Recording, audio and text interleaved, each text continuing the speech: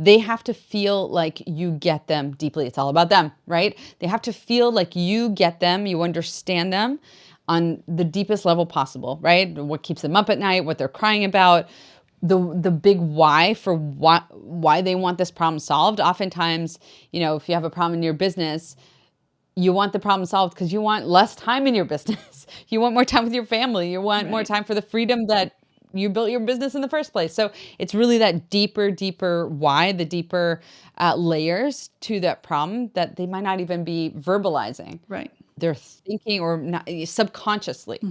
If you're enjoying the show, hit subscribe so that you never miss an episode. You'll get the latest on marketing, AI, and how to grow your business. It only takes 2 seconds and really helps the show grow. So please hit subscribe and then continue listening.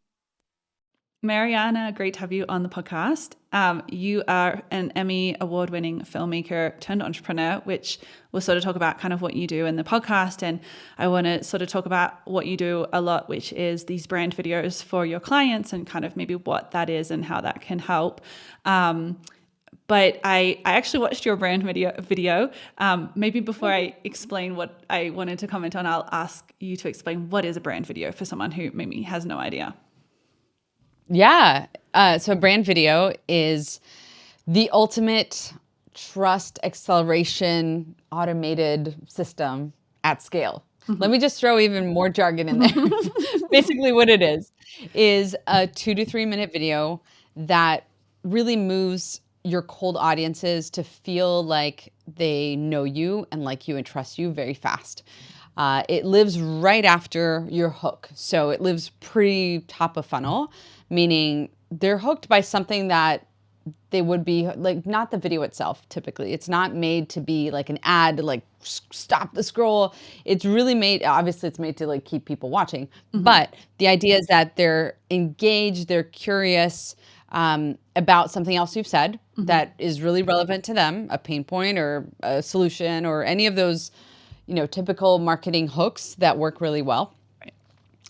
The second that they're hooked in, they're then wondering, wait, who are you? I'm curious. Like, I'm going to go check you out. I'm going to go figure out what you're about to decide whether I'm going to pay attention to you or not. So this video answers that question. This video creates that instant connection, and you use it all throughout your funnel. So I really call it a system where you use a video more than just the video itself. Okay, cool. So there's like sort of at the top of the webpage, you can obviously, it sounds like, integrate it maybe into an email sequence funnel or different kind of areas, social media, like tying it all together. Yeah, that's really cool. Is it your like email signature pinned on your socials? It really is one asset that you create that you can use for years to come in your business. It's very evergreen. There's no call to action at the end. There's no, click here, buy this, act now.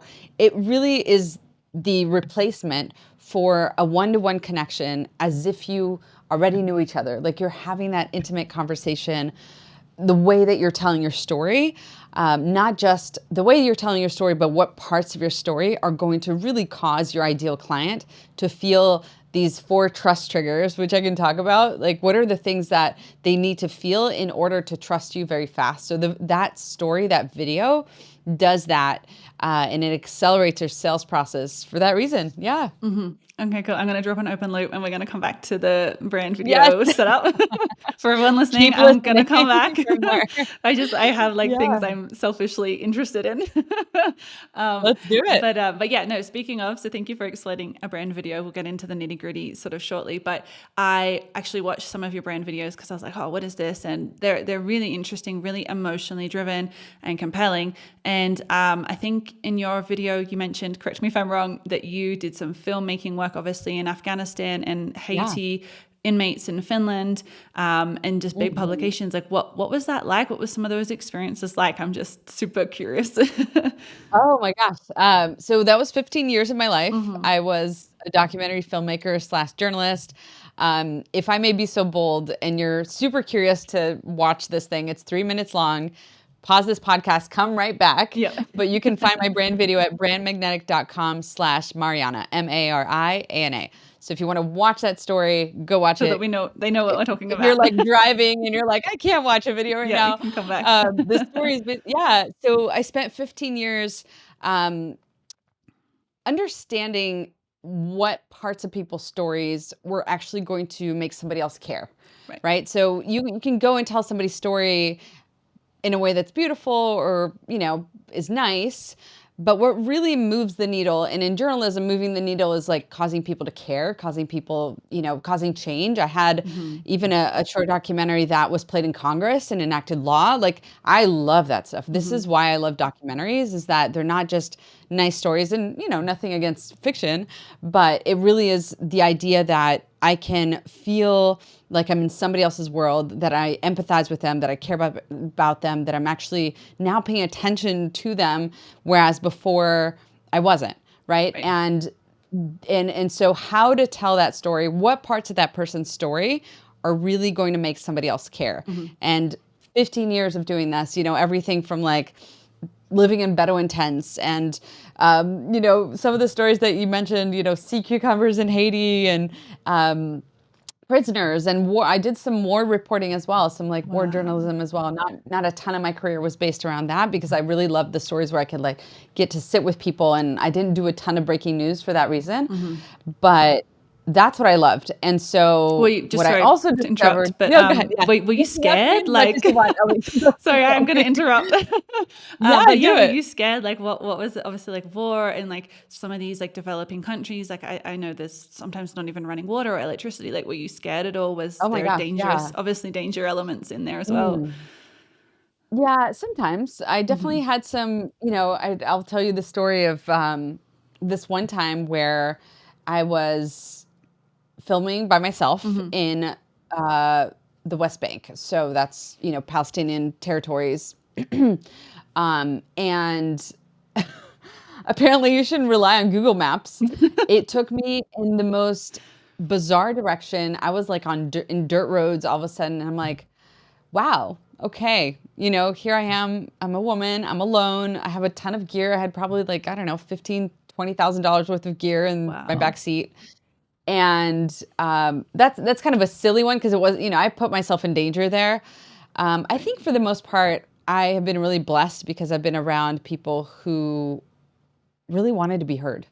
And in part, like, I sought those stories out, right? Like my entire intention as a journalist was to think of these big stories that we see in the headlines and think, what are the personal, intimate stories? What is that one person's story that's going to make somebody else care? And oftentimes we don't care, or we don't feel numbers. We don't feel statistics. We don't feel, the big picture. We feel somebody's personal story and the details of their personal story. So that's what I was constantly looking for. And so, again, because I wasn't doing breaking news, I did put myself, I covered protests. I I did a whole thing with the youth who were protesting Putin's reelection, one of the times that he was reelected. And it was very underground, but I didn't feel danger there. But I think the thing for me was that I was often very aware of what the implications were for the person that I was filming, oftentimes more than for myself. Right. Oh, that's not true. I worked on a story that I was a little bit scared. You'll have to watch it, because we could talk about it for a whole hour. But if you're curious about it, here's another little nugget. Maybe we'll drop the link in the show notes. Yeah. But just my website with all my documentaries on it, marianahenninger.com. There's a documentary about Havana syndrome, which is kind of a national security, really bizarre story that was going on that's still going on actually with State Department officials, and you'll have to watch it. But that one was kind of building curiosity. I know, right? Yeah, it has nothing to do with marketing, by the way. But yeah, I think the overlap for me again was understanding which parts of this person's story is going to matter, building their trust with them very quickly. That was critical. The very beginning of my career, I realized that like if people don't trust me, I won't have access. They won't actually share the things that are going to make somebody else care and are going to create that sort of stickiness and the you're going to move somebody really. And so they needed to trust that I was going to do their story justice. I was going to honor who they were. I wasn't going to distort their words. I wasn't going to pull a quote, a soundbite, and just Out do of my own context. narration. So a lot of my stories are, they narrate most of it. And so building that trust really quickly, I often didn't have months to work on a story. I had maybe a few hours or a few days. Right. And so those two things are the things that I brought along with me when I switched to marketing, which I've always been obsessed with, but had never explored until I decided to build my own business That's a few cool. years ago. That's very cool. No, I'm really excited because I've had only one other person I think on here that's really talked about video on the podcast, but it's really interesting to me because like I also love marketing, obviously being a marketer, and just the power of video and just the power of like, obviously like I'm also a copywriter, so I love the power of words too. And I think, but to use them concurrently or to use them in conjunction with each other, like I think just video can give you, especially if you're working with someone in like a face-to-face role, like a video can just give such a strong, quick impression that you can't always communicate through words or words or photos. Yeah, I just think like video is really interesting. And I mean, you mentioned so many things that I'm going to try and cover, but the point of like, why should people care, being kind of the main goal. And I think that applies like across everything, whether that's a conversation you're having with a friend or someone you're selling, a prospect, marketing on a website. Like I think ultimately like that's something I'm always trying to think about. Like why should people care? Why should the person reading this give a shit? Like what's in it for them? What's the value that I'm trying to communicate? And I think that everything. Yeah, with everything, like it's something that I learned in a negotiation course was like, everything is a negotiation. Everything is selling, whether you're in a job interview or whether you're building a business or whether you're talking with somebody at the checkout, like you're selling yourself, why should somebody pay attention to me? And so I think that was just like a really cool point that I think like I want to sort of highlight for listeners of like just something I tell my clients, often in their hook, it's just like, welcome to this company. And it's like, trying to get them to be like, okay, why do people care? Like, why are you different? Right. Why should people work with you versus and what are you solving, right? Yeah, what what's the problem are you problem? solving? Yeah. So I really like that. And something, that last thing, which I'm going to lead into a question in a sec, but I noticed in some of the brand videos, and maybe you can sort of talk about the structure and the trust signals you mentioned before, but there seemed to be this kind of like, obviously like overarching a story, but also almost like a problem, agitate, solution framework, which is something we use in copywriting, where it's kind of like you highlight the problem, you agitate it, what would happen if the problem doesn't get solved, and then you provide a solution. And I noticed like maybe not the exact framework, but a similar one that you're using in video, which I thought was really interesting. Could you maybe just talk to That's so interesting. I've never heard that Okay. applied to our framework, but it makes sense. Before I go into that framework that you probably saw in most of the videos, interestingly, if you think about my brand video, it doesn't quite follow that framework, right? You maybe a little bit, but not in the same way as some of the other ones. So the reason is that everybody's story kind of falls into two categories. And this is, what I teach in my programs and how I work with my clients is that I have not met a single person whose story is not going to fall into one of these two buckets. And the categories are, you either have an overcome story, meaning you have helped your ideal client overcome the same problem that you have overcome. Right. Super simple, right? You've gone through the journey, you've experienced it yourself, and now you help them do it. The second bucket is the passion story. And the passion story, oftentimes for service providers, depending what you're doing, if you're not actively helping, if you didn't actually actively go through the problem that you are helping this person solve, oftentimes you're coming from a passion side of things where you love the thing that you do, you're helping them with this thing because you are so passionate about it and you happen to be great at it. And who doesn't love working with a passionate person, right? Right. We have so many people who can solve our problems.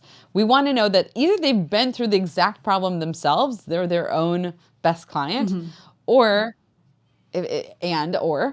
they are super passionate about what they do and they're the best and they're like, they could do this without even getting paid if they didn't have a business, right?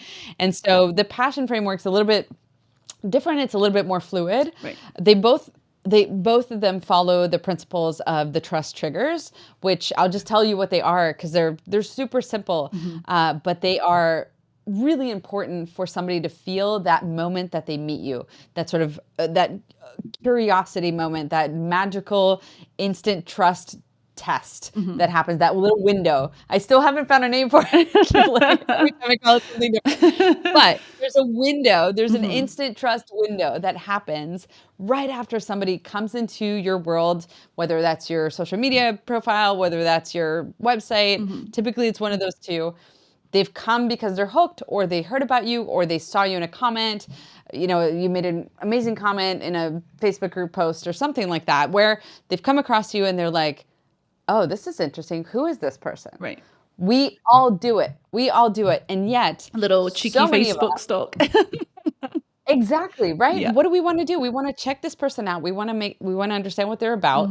We want to see whether the most important question they're asking is this person worth paying attention to? Right. Are they worth following? If I follow them, will I actually pay attention when they show up? Do I care? Like, do I care because are they worth following? Are they worth my attention?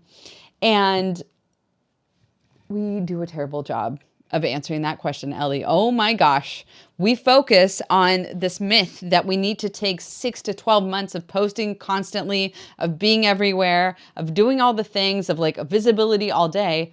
We think that it takes that long to build trust online. And it doesn't. If you capture that person the second they are checking you out in their own time and energy, you're not paying to have them there.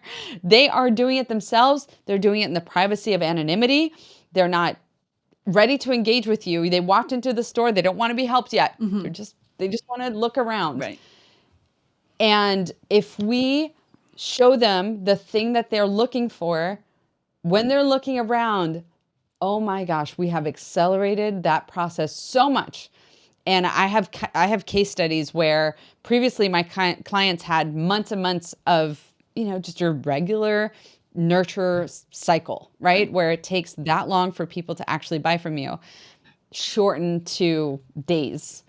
It makes such a massive difference. First of all, because your client actually wants their problem solved yesterday, right? Right. Unless you're offering, something that they desire and it's kind of like a dream. Oh, I don't know. This is not even typically an online business, but like, my kitchen remodel, right? At some point, it's going to happen.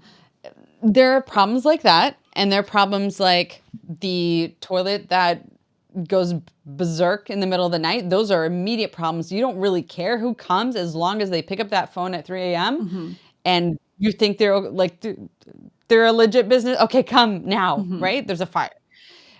The in-between problems are the majority of the problems in our lives that our clients are trying to solve. Right. And those, they have, obviously the pain, the degree of pain varies a little bit, but they have the luxury of choosing who they get to work with, because guess what? There are other people out there who are offering the same services as you're offering, the same solutions. They're using great copywriting, which you might be doing as well. Like, I'm not saying obviously use great copywriting, but I'm saying that's not even that much of a point of differentiation anymore when you're competing at the top. And what really makes you different at the end of the day is, will they love the experience of working with you to get to the results that you promise? And the only way that they're going to have that taste and pay attention to you, the 4 trust triggers. So the 4 trust triggers are, number 1, they have to feel like you get them deeply. It's all about them, right? They have to feel like you get them, you understand them on the deepest level possible, right? What keeps them up at night, what they're crying about, the big why for why they want this problem solved. Oftentimes, if you have a problem in your business, you want the problem solved because you want less time in your business. You want more time with your family. You want more time for the freedom that you built your business in the first place. So it's really that deeper why, the deeper layers to that problem that they might not even be verbalizing. Right. They're thinking or not, subconsciously. Second trust trigger, you care about them deeply. So this one I can't stress enough, especially when there are so many players in the online space, more and more. Yep. where they treat their customers like a number on their Stripe screenshot, where, I mean, oh my gosh, we could go on forever, Ellie, but especially in the age of AI, where there's like beige content everywhere, it's all about numbers, it's all about pounding people Yeah. with repetitive follow-ups, with generic pitches, with, don't get me Yeah. started. And this idea that you can feel like, I mean, this is what I feel like all the time. I feel like I'm a name on somebody's spreadsheet with like a timer next to it. Like how Which you time to probably purchase. are. Like, really, you're just you're just 100%. an email address to them. You're just in a spreadsheet. I'm just a lead. I'm just a You're lead. just a I'm just a lead. lead. Yeah. And that's how a lot of folks are treating their businesses, right? And so if you come through and you can show me in 3 minutes that I am checking you out, I am giving you my time. You don't even know this, but I'm giving you my time so that I can make a decision about whether you might be that person for me. You show me that you care deeply about me after you've shown that you get me deeply. Oh my gosh. Wow. All right. We're starting to compress that time so much right now. The third trust trigger is I've got you, right? Or you've got me. And what that means is obviously this is where the expertise comes in. This is where the experience, the testimonials, like, and you don't include testimonials in a brand video, but you layer in that expertise. It's not authority front and center, but it's like you can tell oh my gosh, this person knows what they're doing. Wow. And then the feeling that your customer is going to feel as a result of that is relief. Like, oh my gosh, can I give you my problems and you've got me? You're going to handle this for me? And yes, I may have to do work or whatever that layer of the service is or the engagement. But man, wow. Okay. You've got me. And the fourth trust trigger is that I actually like you. We vibe. We've got a good personality thing going. And that's really important too. This is where the like comes from, know, like, and trust. We skip over that or we think that, all right, I'll sprinkle in some personal content here and there. And within 6 months, they'll watch a couple little pieces. You're microdosing your audience. Stop doing that. You can compress that and do it in one go with a 3-minute brand video that lives top of funnel everywhere. So any person who comes into your universe is watching that video, is getting who you are, is creating this real estate in their minds that you are the go-to for them. You're their person. So they're pre-sold on you. And we do it in 3.5 minutes. And so we're hitting those 4 trust triggers with your story, understanding which parts of your story are really going to cause those feelings in your prospect, in this person who's potentially your perfect person to buy from you. No, that's really cool. I think like such a good framework for like video. And I think I love that you mentioned the AI space and just this, regurgitating of generic content and beige content. And it's just, I imagine video is like, I'm just thinking it's so powerful because you just get such a good read on someone in a video when they're talking, when they're, you can see them, you can see their movement. So there's like that part of it builds credibility and trust just because they can see you, they see that you're a real person. And then to bring in like your own story and like, this is what I'm passionate about, or this is how I can help, or this is why you should care kind of thing. Like those trust signals. Like I just imagine it would speak volumes like in the AI world where everybody's putting in like the bare minimum and like this, just copy paste, like that'll do, whatever. It's lacking personality, it's lacking effort. And then like obviously consumers can just tell like it's like almost like a bit of a slap in the face. Like, we don't really want you as our customer. We're just going to like do the bare minimum and call it a day. And so We just care about conversions. Right. Yeah. And so I think like for, businesses, if they can put like a video like this together, put it top of funnel and then like, it's like, like once they know, and I imagine too, another element would be just thinking loud here, from a memory point of view, like I'm going to remember someone whose video I watched, like I watched your brand video or I watched someone else's on, alcoholism coaching or perimenopause coaching. And it's like, it sticks in your mind. Yes. And you're like, oh, like, whereas if you read a paragraph of text on LinkedIn, it's not going to have the same impact. It's not going to sit in your memory where you can recall like, oh, I watched that person and like that, their story really like moved me, Yes. 100%. Yeah, there's stats around that, and now I'm trying to remember exactly what the number is. It's either 60 or 200. It's one of the two. Where actually, this is funny because I'm a journalist, so whenever I hear an interesting stat, I want to know the source, I want to know the study, I want to make sure it's legit before I repeat it or put it on a slide somewhere. And this one wasn't actually a scientific study. It was somebody's like anecdotal observation. It was essentially not an official study anyway. Right. So the data went that that people remember information wrapped in a story is either 60 or 200 times more than just information. Just facts. And I think exactly just facts. And to your point, I mean, copywriting is fantastic. Like I'm obsessed with copywriting. I think that if we only had videos, we'd be exhausted. We wouldn't Of course. absorb You need nearly both. we wouldn't have access to fast information. It's so much faster to stand out with text because I can read it immediately versus like having to click and be drawn in like that. It takes a lot of know-how to get somebody really reeled in. To watch a Obviously it video. does. If you create video for the internet, you know how it is. So Yeah. so the idea that we have this medium that creates true impact, people remember how you made them feel, right? And the idea that a brand video really is about taking them on this journey, hitting those 4 trust triggers, making them at the end of watching that brand video feel like, oh my gosh, this could be my person, or oh my gosh, I found my person. Right. Oh my gosh, this person's so interesting, I'm going to pay attention to them. In your case, you've watched some brand videos, and if you came across, maybe that's not for you, right? Maybe you don't have you don't want to change your relationship with alcohol, but you know somebody else who does. How much more likely are you to recommend this person that you've never met, maybe never been on her website, never interacted with her, but you're like, oh my gosh, Casey, right? Or that woman whose video I watched, let me go find it. And like right? share it too, like Obviously, in this is terms out of of like context, yeah. you could share a website with your friend, or you could just share them the video and say yeah. like, watch this. And it's like, I would be personally way more Absolutely. likely to just watch a video than scroll through someone's website and be like, Oh oh my no gosh, thanks. yes, 100%. Especially if the video is good, right? Exactly. Especially if it retains you.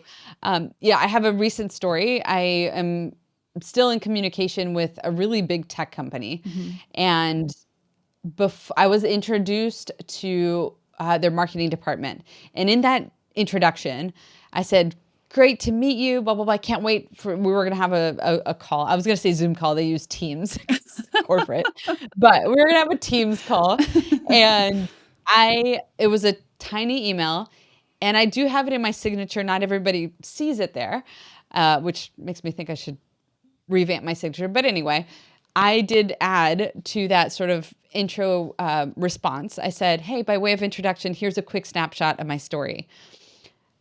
She responded to that email, but it was very quick. It's like, oh, I look forward to meeting you. The first, 5 minutes of our conversation when we met was like, oh my gosh, this is amazing. Like, I feel like I know you. I get it. Like, let's talk about how this works, and it really is the impact. So Robert Cialdini, one of my favorite authors, has an entire book called Persuasion. So the idea is that how you prepare the message is even more important than the message itself.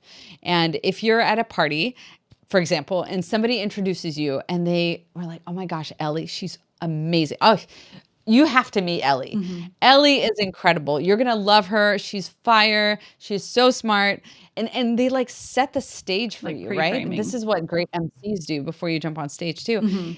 You are so primed to pay all the attention to this person, right? You're so primed to like hit the ground running with this person. Like the stage is set, right? All of your walls have come down. You know this person. You feel like you know them. And now you want to chat with them even more. You want to take it further. And that's exactly what the brand video does. It does that work for you. Right. Without anybody else having to, right? It sets a stage. It opens the doors. I was in journalism for 15 years. Some of my clients, they had maybe landed small publications here and there. once they started using their brand video to pitch, they're landing stages, they're landing New York Times, Good Morning America, CNN, like all of the big platforms. Because, I mean, again, I was a journalist for 15 years. I received no end of pitches that oftentimes just were so boring. They all, every once in a while one would stand out, would catch my attention.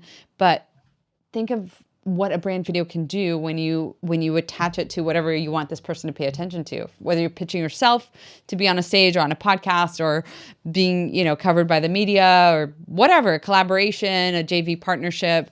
It really opens all of these doors. And of course, with your prospective, so cold audiences coming into your world.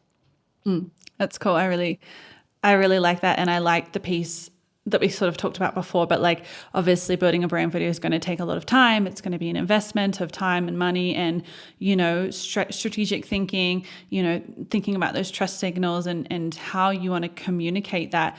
But it's also like such an amazing opportunity because we're in a time where most people aren't putting in effort. And so if we take that time and we take that effort and we really do something really high quality, like you said, like it opens up all these doors, to publications or maybe to future clients or, speaking gigs or what have you. And I like what you mentioned about kind of like the pre-framing. And it's something I watched in a Leila Hormozi podcast video the other day where she sort of talked about like transference of authority. And so like she'll, do the same thing like an MC, like, oh, this person is great. They've done this and this and this. And they're just like, raving about this person. And so because she's doing that, she's transferring her brand authority onto them to make them look good. And so I really like that you touched on that. And I think that especially in this AI age, it's just going to be more important than ever. Like if you're willing to put in like the work and the time, you will see like dividends and you will clean up. Like I've noticed that even in a copywriting sense of blog posts, like when I put in like time and effort, really doing a good job and doing like a longer word count, even though it's like more work, you just end up beating everybody because most people just want to, do enough to get by and do 1,000 words and like, yep, that's good enough, done. And it's like, it's not good enough anymore. And so really, I think the like AI has raised the bar for all of us where it's like, we all have access to these tools now. And now it's like, what are you going to do with it? Like, how are you going to put that effort in?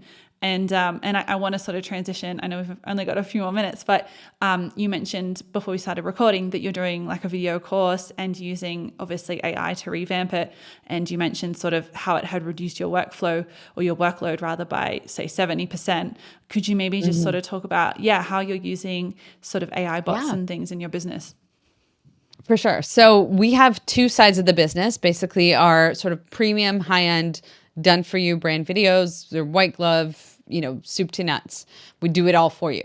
And then the rest of the folks that are maybe not quite there, they have access to the entire framework, like everything that I use with my clients, basically in our brand video system program.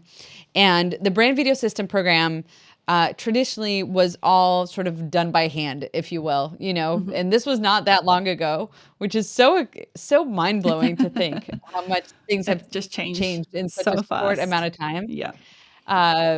Without going to the whole story of me I mean, honestly, oh my gosh. I think it was like exactly a year ago when I made my first custom GPTs. I think that's, I don't know when they came out. I think it was earlier in 24. Don't quote me on that. I have no idea when they came out. I started being really interested in them in the summer. And quick backstory, I refused to pay like thousands of dollars. I only knew a couple people who were teaching other folks how to build these things. I'm like, why aren't there YouTube videos about this? Literally. When I want them? Yeah. And I was like, I refuse to pay thousands of dollars to learn how to build this bot. I am going to figure this out. I'm going to go to every webinar. I'm going to piece my knowledge together. By the way, I highly recommend you never do that. It was such a waste of time. It took so long. And then when I finally learned it, I'm like, oh my gosh, this is so easy. And what I did actually was, this is a total side story, but what I did was I was so angry that it had taken me this long to learn and that a few people were like gatekeeping this information. And I'm like, no, so I actually did sell it. I had a mini course for a while that was $27 honestly, because I just wanted people to use it. If I gave it away for free, like who knows whether they would use it. I taught it on New Year's Eve. I kid you not. It was like New Year's Eve in part because I don't teach AI. It's not my business.